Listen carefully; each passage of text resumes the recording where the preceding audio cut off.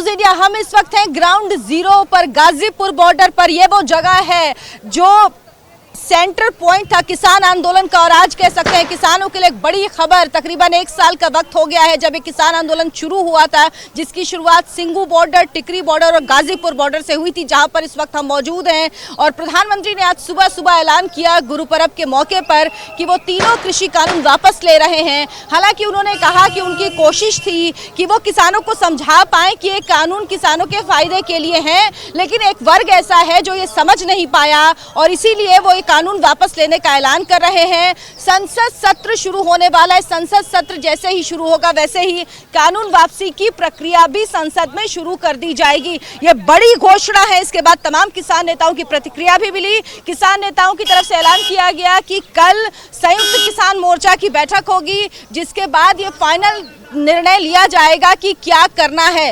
राकेश टिकैत ने ट्वीट किया, उन्होंने कहा कि किसान अभी अपनी जगह खाली नहीं करेंगे, ये आंदोलन खत्म नहीं होगा, हम इंतजार करेंगे संसद से इस कानून के वापस होने का, उसके बाद ही कोई फैसला लिया जाएगा। लेकिन हमें यह भी समझना होगा कि 2 बड़े मुद्दे थे।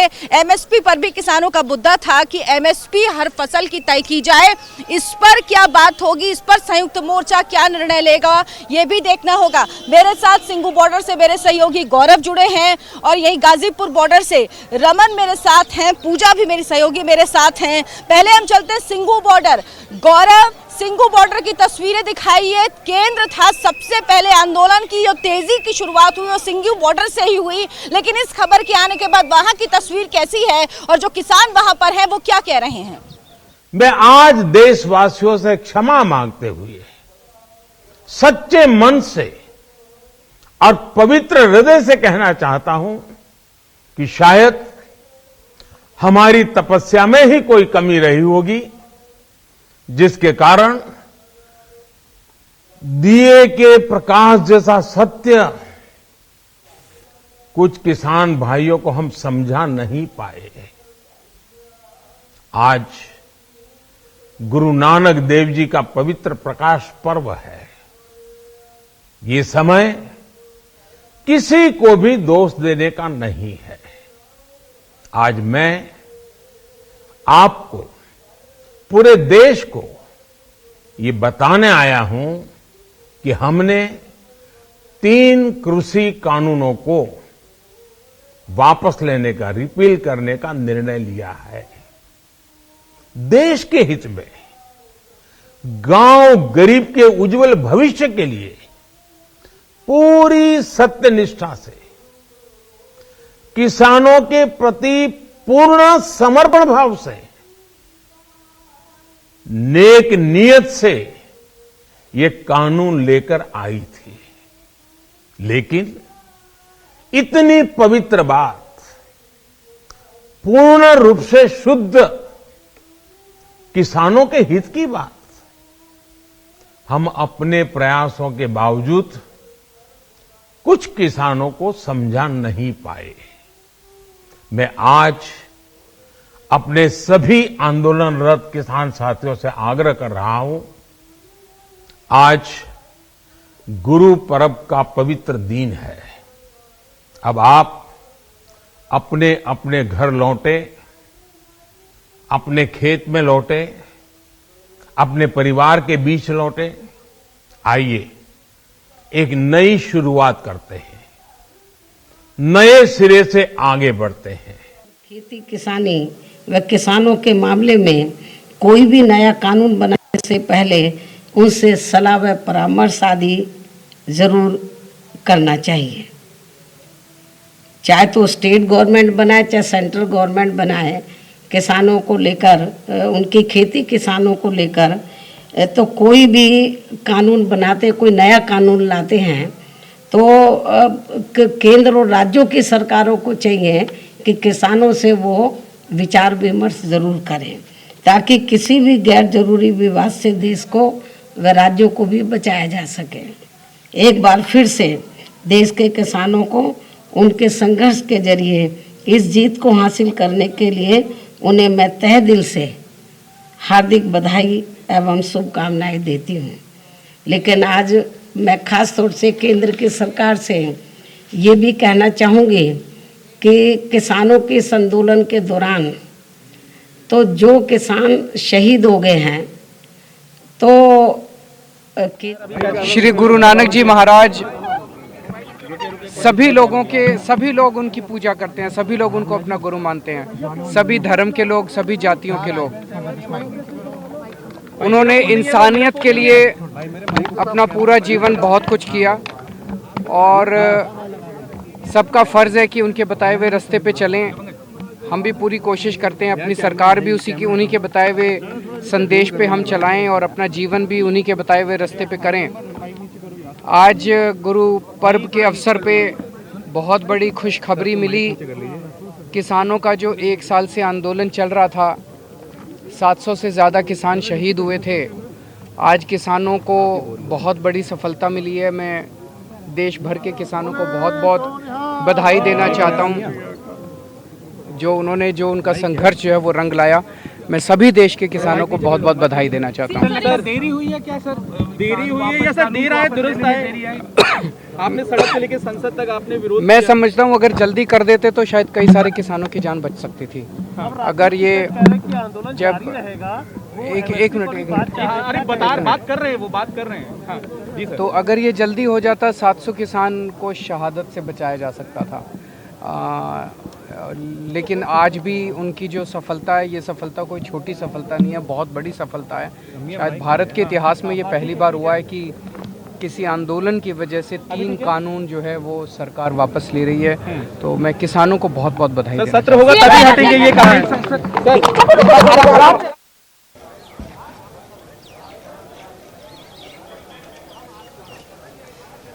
तो आपने प्रतिक्रिया सुनी। सब अब राजनीतिक पार्टियों की प्रतिक्रिया आना शुरू हो गई है।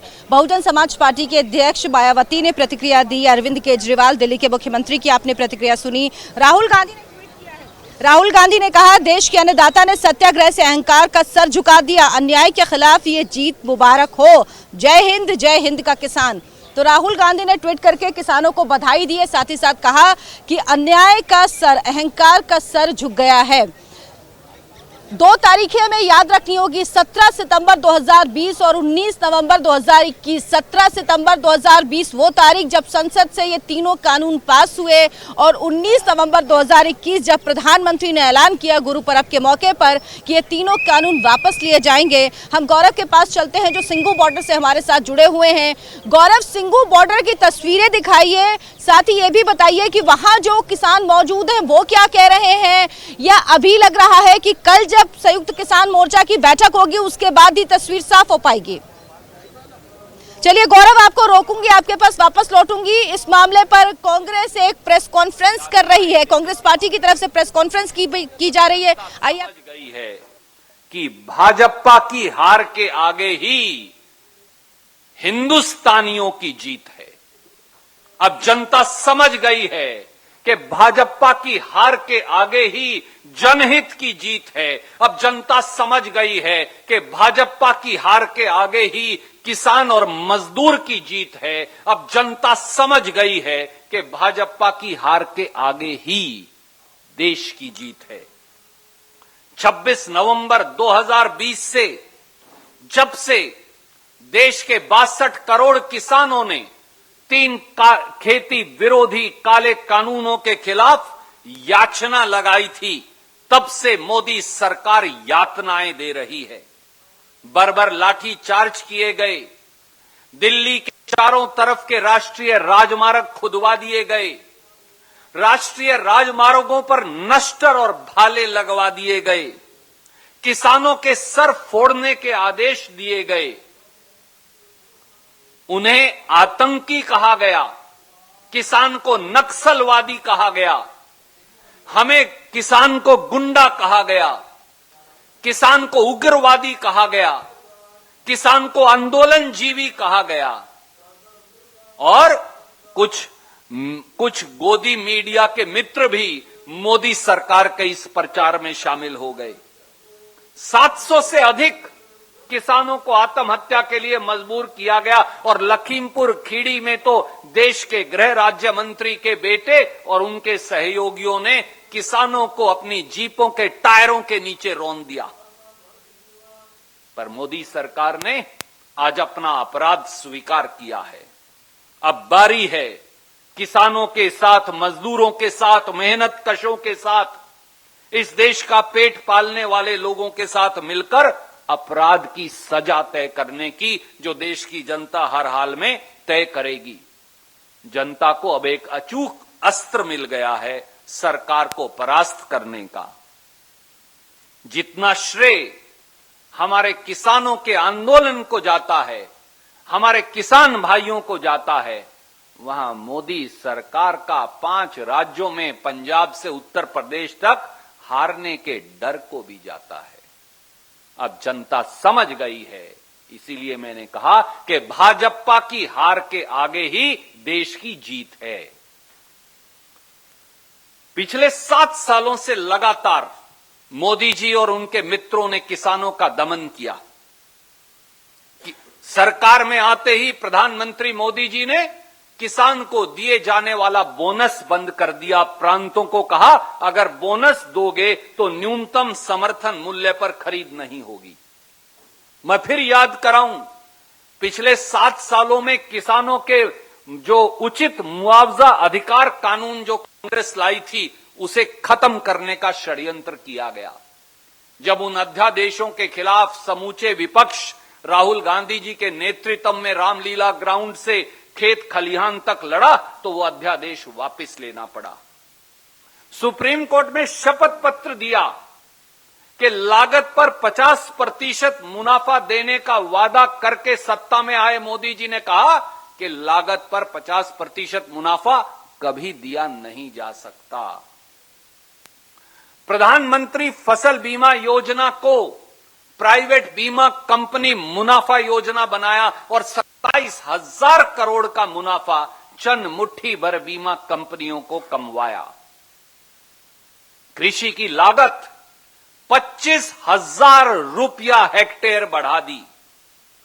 खेती पर टैक्स लगाकर, खाद पर टैक्स लगाकर, कीटनाशक दवाई पर टैक्स लगाकर, ट्रैक्टर पर टैक्स लगाकर, खेती के उपकरणों पर टैक्स लगाकर और डीजल पर 3 रुपया 56 पैसे से टैक्स 28 रुपया प्रति लीटर बढ़ाकर,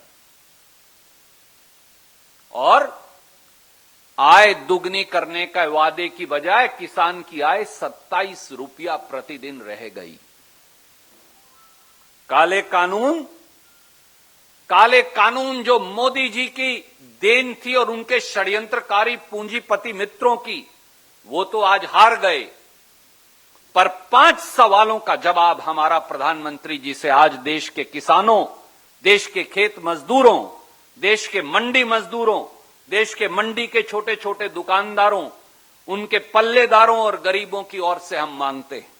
पहला सवाल, मोदी जी देश को आज ये भी बताइए कि न्यूनतम समर्थन मूल्य किसान को मिले, इसका रोड मैप और रास्ता क्या है। दूसरा सवाल, किसान की आय फरवरी 2022 तक दुगनी करने का वादा किया था, पर एनएसओ भारत सरकार के मुताबिक इन सारे 5 और 6 किसान विरोधी निर्णयों के बाद किसान की औसत आय 27 रुपया प्रतिदिन और किसान के औसत कर्ज 74,000 रुपया हो गया है।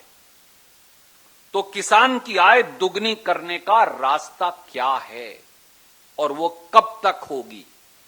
तीसरा सवाल, किसान के ईंधन डीजल पर 3 रुपया 56 पैसे प्रति लीटर से 28 रुपया प्रति लीटर एक्साइज ड्यूटी बढ़ाकर किसान की कमर तोड़ने का जो काम किया है, उसे वापस करने का इरादा क्या है। चौथा सवाल, तो भारतीय किसान संघ की भी प्रतिक्रिया आ गई है। उसने कहा है तीनों कृषि कानूनों को वापस लेने का सरकार का निर्णय अनावश्यक विवाद टालने के संदर्भ में ठीक है। ये तथाकथित किसानों के हठधर्मिता के कारण किसान का दीर्घकालिक नुकसान करने वाला ही है। हमें ये जानना चाहिए कि भारतीय किसान संघ समर्थन में रहा है, लेकिन वो कुछ सुधार की बात इन तीनों कृषि कानूनों में भी करता रहा है। हम गाजीपुर बॉर्डर पर मौजूद हैं, हमारे सहयोगी सिंघू बॉर्डर पर मौजूद हैं। हम आपको तस्वीरें भी दिखाएंगे, साथ ही साथ आपको किसान नेताओं की प्रतिक्रियाओं के साथ राजनीतिक दलों की प्रतिक्रियाएं भी सुनाएंगे। एक छोटा सा ब्रेक, फौरन वापस लौटेंगे।